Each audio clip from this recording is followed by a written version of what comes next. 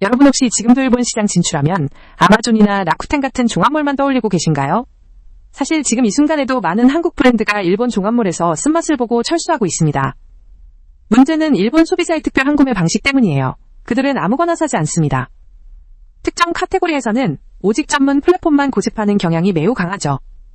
실제로 일본 시장에서는 버티컬 커머스가 새로운 기회의 땅이 되고 있습니다. 이 영상을 보시면 한국 브랜드가 조조타운의 코스메 같은 일본 버티컬 커머스에 성공적으로 입점하고 초기 매출을 3배 이상 끌어올리는 비밀을 알 수 있을 겁니다. 놀라지 마세요. 일본 소비자의 무려 85%가 특정 카테고리 제품을 살 때 버티컬 커머스를 선호한다는 통계가 있습니다. 패션은 조조타운 화장품은 에코스메처럼 아예 구매 채널이 공식화되어 있는 거죠. 당신의 브랜드가 지금 일본 종합몰에서 고전하고 있다면 당신도 모르는 사이 이 85%의 잠재 고객을 놓치고 있을 수 있어요. 이 수치는 매년 증가하고 있으며 특히 젊은 세대에서 더욱 두드러집니다. 이 숫자가 의미하는 바는 명확합니다. 일본 시장에서 성공하고 싶다면 그들의 전문성 선호를 이해하고 그들이 주 활동 무대로 과감히 들어가야 합니다. 이 통계는 일본 시장 성공의 가장 확실한 길을 가리키고 있습니다.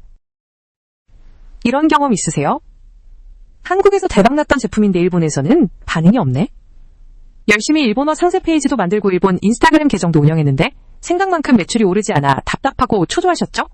마치 벽에 대고 이야기하는 것처럼 느껴졌을 겁니다. 사실 이건 여러분만의 문제가 아니에요. 수많은 한국 브랜드가 일본 시장에 이런 보이지 않는 벽 앞에서 좌절하곤 합니다. 일본 소비자의 높은 신뢰 장벽과 특정 채널 선호는 우리가 예상하는 것보다 훨씬 강력해요. 그렇다면 이 보이지 않는 벽을 어떻게 허물어야 할까요?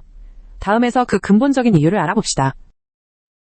왜 일본 소비자들이 특정 플랫폼만 고집하는지 그 근본적인 구조를 쉽게 설명해 드릴게요. 일본 의장인 정신을 바탕으로 한 전문가 문화를 매우 중요하게 여깁니다. 그래서 아무 채널에서나 파는 제품보다는 특정 분야를 전문적으로 다루는 플랫폼에서 엄격하게 검증된 제품을 선호하는 경향이 강하죠.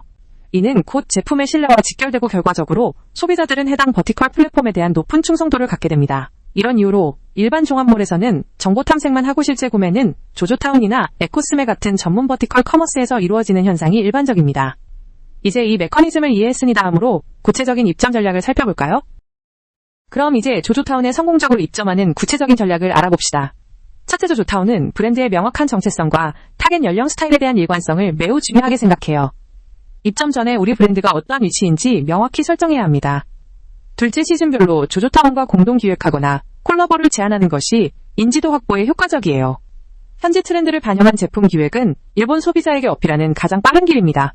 셋째, 조조타운 앱 내 라이브 방송 기능을 활용하여 현지 패션 인플루언서와 협업하면 실시간 판매 증진과 함께 브랜드 신뢰도를 빠르게 쌓을 수 있어요.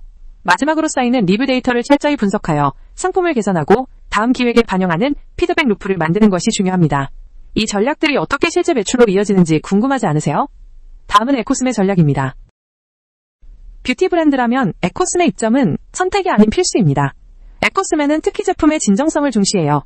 성분 효능 사용법 등을 일본어 사용자가 이해하기 쉽도록 상세하게 설명하는 것이 핵심입니다. 단순히 번역하는 것을 넘어 일본 뷰티 커뮤니티의 언어로 설명해야 해요. 둘째, 코스메는 리뷰와 랭킹이 절대적인 영향력을 가집니다. 체험단 운영이나 구매 후 리뷰 이벤트 등을 통해 적극적으로 소비자 참여를 유도하고 랭킹 상위에 진입하는 것이 중요해요.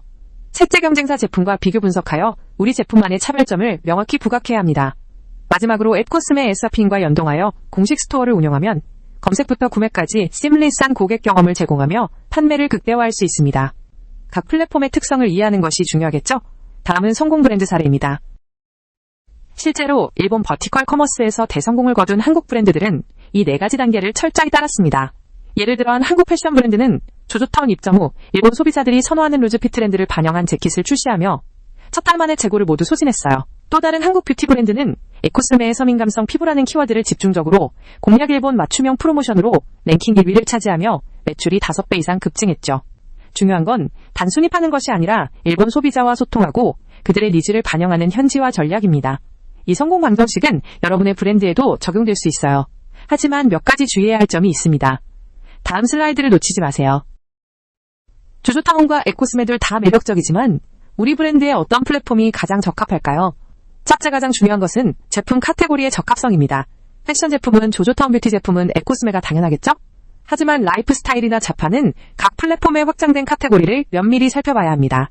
둘째, 타겟 소비자 분석을 통해 우리 브랜드의 주 고객층이 주로 활동하는 플랫폼을 선택해야 합니다. 젊은 페피는 조조타운 뷰티 고관 여자들은 에코스메에 집중되어 있으니까요. 색채 입점 조건과 수수료를 꼼꼼히 따져보고 초기 투자 비용과 예상 수익률을 계산해야 합니다. 마지막으로가 플랫폼이 제공하는 마케팅 지원 프로그램과 협업 가능성도 중요한 판단 기준이 됩니다. 전략적인 선택이 여러분 브랜드의 성공을 결정합니다. 하지만 이 모든 과정에서 절대 놓쳐서는 안 될 중요한 주의사항이 있습니다. 다음 슬라이드를 집중해서 봐주세요. 마지막으로 중요한 걸 알려드릴게요. 이걸 모르고 행동하면 지금까지의 노력이 물거품이 될 수 있습니다. 첫째, 일본 시장은 급한 성과보다는 장기적인 신뢰 구축이 훨씬 중요합니다. 단기적인 바이럴만을 노리면 오히려 브랜드 이미지에 역효과가 날 수 있어요. 둘째, 반드시 일본 현지 전문 파트너와 함께하세요. 언어와 문화의 장벽을 넘는 것은 물론 플랫폼 입점 과정과 마케팅 노하우는 전문가의 도움이 필수입니다. 셋째, 한국에서 통하던 가짜 후기나 과장 광고는 일본에서 절대 통하지 않습니다. 적발시 브랜드 신뢰도에 치명타를 입을 수 있으니 절대 금지해야 합니다. 마지막으로 일본 소비자들은 제품에 대한 요구가 매우 디테일합니다. 지속적인 피드백 수집과 제품 개선이 곧 브랜드의 생명력을 좌우합니다. 이 주의사항들을 명심하고 일본 시장에 도전하세요. 여러분의 성공을 진심으로 응원합니다. 여기까지 봐주신 여러분께 정말 감사합니다. 일본 버티컬 커머스 입점 막연하게 느껴졌던 길이 이제는 조금 더 명확하게 보이시나요? 오늘 제가 알려드린 전략들을 지금 당장 여러분의 브랜드에 적용해보세요. 작은 시도라도 좋습니다. 3개월 후 여러분의 브랜드는 분명 지금과는 다른 놀라운 성과를 맞이할 수 있을 겁니다. 저희 제이마켓 느비 채널은 여러분의 성공적인 일본 시장 진출을 위해 앞으로도 실질적인 정보와 노하우를 계속 공유할 예정입니다. 이 영상이 유익했다면 좋아요와 구독 부탁드립니다. 궁금한 점은 언제든지 댓글로 남겨주세요. 다음 영상에서 더 유익한 정보로 찾아뵙겠습니다. 감사합니다.